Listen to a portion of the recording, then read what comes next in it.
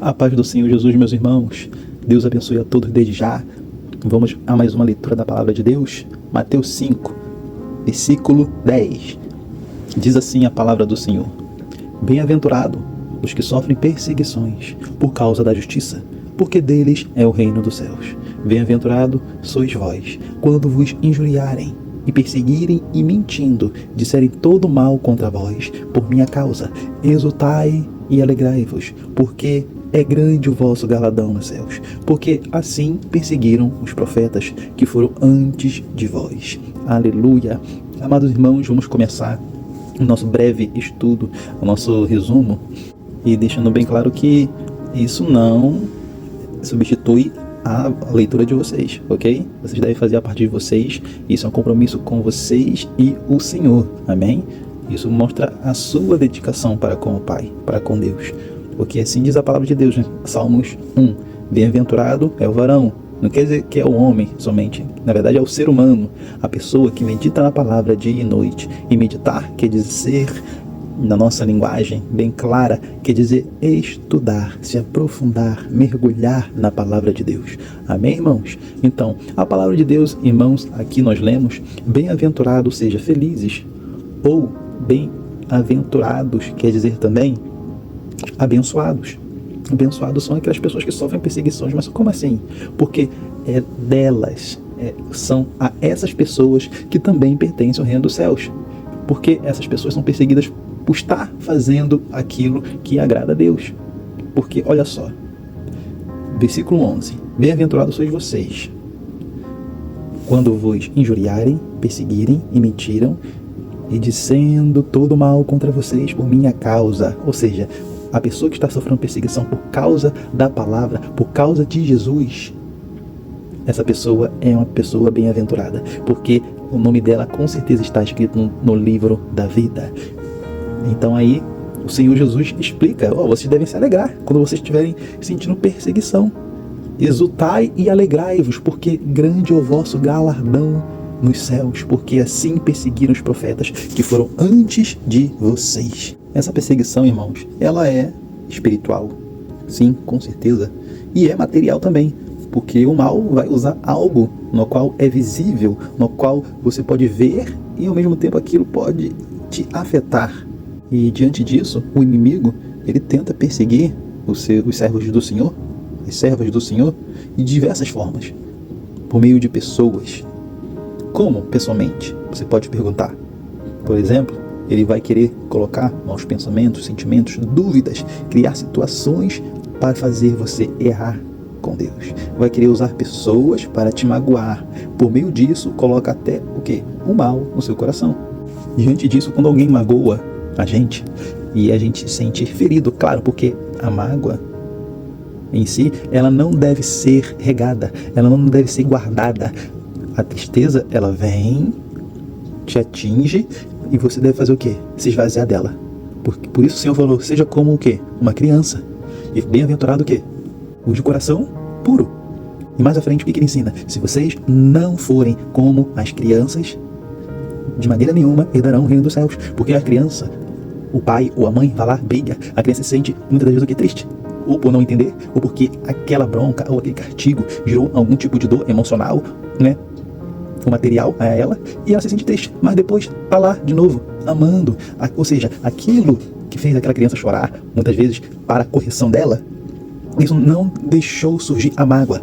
E a nossa luta é mais difícil, por quê? Porque muitas das vezes as pessoas vêm realmente para ferir, e muitas vezes os inimigos vêm realmente para ferir, nós sabemos disso. E quando não é o inimigo que nos fere? E quando é alguém que é de perto? E quando é alguém na qual você não espera que aquela pessoa venha te ferir? E quando é aquela pessoa na qual você menos espera que ela pode te ferir? Como reagir diante dessa situação? Aí que está a questão. Por isso que Jesus falou assim: se vocês quiserem me seguir, vocês devem negar a si mesmo todos os dias, e pegar a sua cruz e me seguir. Diante dessa situação, você deve negar a si mesmo. Negar a si mesmo é você lutar contra os maus sentimentos que podem surgir após uma decepção, após uma mágoa. Aí está a luta cotidiana de cada cristão. O apóstolo Paulo disse: aquilo que eu não quero fazer, eu ando fazendo. E aquilo que eu quero fazer eu não faço. Mas depois o apóstolo Paulo falou: eis que já estou crucificado com Cristo. E não vivo mais eu, mas Cristo vive em mim. Aleluia. Você dá glória a Deus porque você já está entendendo que há uma luta de você lutar contra os seus próprios pensamentos, sentimentos, emoções. E como fazemos isso? Sem Jesus não dá. Não adianta alguém falar assim: eu vou aceitar Jesus quando eu mudar. Não existe isso. Na verdade, quando o próprio Senhor fala lá para João, na ilha de Patmos: eis que estou à porta e bato. E João escreve lá as palavras que Jesus está falando: eis que estou à porta e bato. Se alguém ouvir a minha voz e abrir a porta, eu entrarei em sua casa, eu e meu Pai, e faremos morada. E cearemos com ele. Ou seja, Jesus quer entrar dentro da sua vida. E a partir daí, ele te ajuda. Vai depender de cada pessoa, de cada um de nós. E muitas vezes, para nós abrirmos a porta, é preciso fazer o quê? Você se levanta.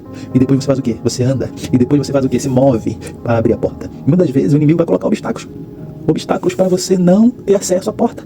E Jesus diz: eu sou a porta. Aquele que passar por mim passará e encontrará pastagem. Aleluia. Por quê? Porque aquele que passa pela porta, que é Jesus, encontrará alimento. E alimento faz o quê? Fortifica. E você ficará forte em nome de Jesus para combater todo qualquer tipo de sentimento, pensamento que o inimigo tentar implantar na sua vida. Aleluia.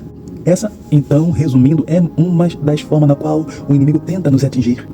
E daí são duas lutas. A luta contra o mal, que está usando muitas vezes alguém próximo.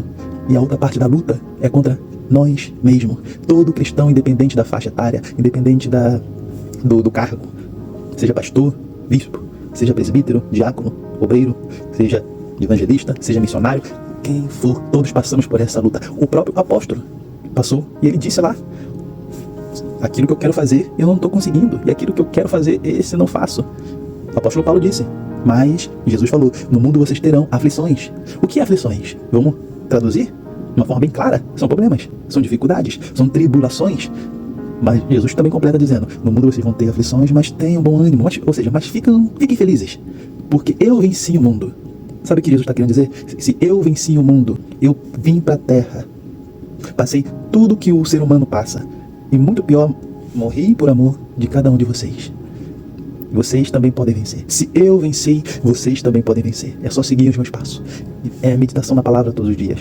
É a busca para negar, para combater esses males que tentam usar as pessoas ao nosso redor. Muitas vezes é carne, muitas vezes não é o inimigo que usa as pessoas, mas sim as pessoas não são libertas daquilo que deveriam estar buscando para a sua libertação. Mas devemos entender que a nossa luta é contra os principados e potestades que moram nas regiões celestiais e contra nós mesmos. Essas são as duas lutas que nós temos. E a luta com o nosso próximo, não existe a luta com o nosso próximo. O que nós devemos fazer? Se é alguma pessoa que está ali causando dano, que está ali perseguindo, o que a palavra diz sobre os perseguidores? Vamos então ver a palavra de Deus? Jesus falou assim, mas na frente logo nós vamos ler e estudar um pouquinho mais. Eu, porém, digo a vocês: amem os seus inimigos e falem bem daqueles que falam mal de vocês. Fazem bem ao que odeiam vocês e orem por aqueles que vos maltratam e vos perseguem, para que sejam filhos do Pai que estás nos céus. Irmãos, a oração, aleluia, necessária, a oração de um servo, de uma serva de Deus é: Senhor, converta o meu inimigo. Converte, salva, porque se uma pessoa, ela é, na verdade, convertida ao Evangelho de Cristo, ela, obviamente, é salva. Então, sempre pedirá isto. Isso também não quer dizer que você não possa pedir a Deus: Senhor Deus poderoso, faz essa pessoa parar de me maltratar, faz essa pessoa parar de me perseguir. Você pode também orar isso. Não é pecado nenhum, porque Deus vai fazer conforme o quê? Os meios dele. O que nós não podemos fazer é entrar em debate, entrar em contenda, entrar em lutas, em rinchas, etc. Coisas parecidas. Entenderam? Então, assim, o que vocês podem fazer? O que nós devemos fazer? Senhor Deus e Pai, afasta de mim aqueles que estão me fazendo mal, mas também converte eles, para que eles também sejam chamados filhos de Deus. Entenderam? É uma estratégia. E nisso você vai buscando também o quê? Sabedoria, até mesmo para buscar em prol daqueles que vos maltratam. Porque pedindo assim, Deus vai fazer duas coisas. Deus vai fazer a pessoa parar de te perseguir. Por quê? Porque aquele que busca, encontra. Aquele que bate a porta, a porta se abre. E a palavra de Deus, o Senhor Jesus mesmo nos ensinou isso. Batei, batei, e abre-se-vos-á a porta. Porque aquele que pede, recebe. Aquele que busca, encontra. Aquele que bate na porta, ela será aberta. Aleluia! Então devemos sempre orar também em prol dos nossos inimigos. E nós somos bem-aventurados. Por quê? Porque somos perseguidos. E isso dá uma pregação, dá um estudo muito longo. Eu não vou falar mais sobre esse assunto, porque senão vai gerar mais de uma hora falar sobre perseguição. Amém, meus irmãos? Deus abençoe a todos. Orem sempre pelas perseguições. Passamos por diversos tipos, espirituais e materiais. Orem para Deus parar a perseguição. Deus afastar os perseguidores. E Deus principalmente o que? Libertar eles. Amém, meus irmãos? Deus abençoe a todos.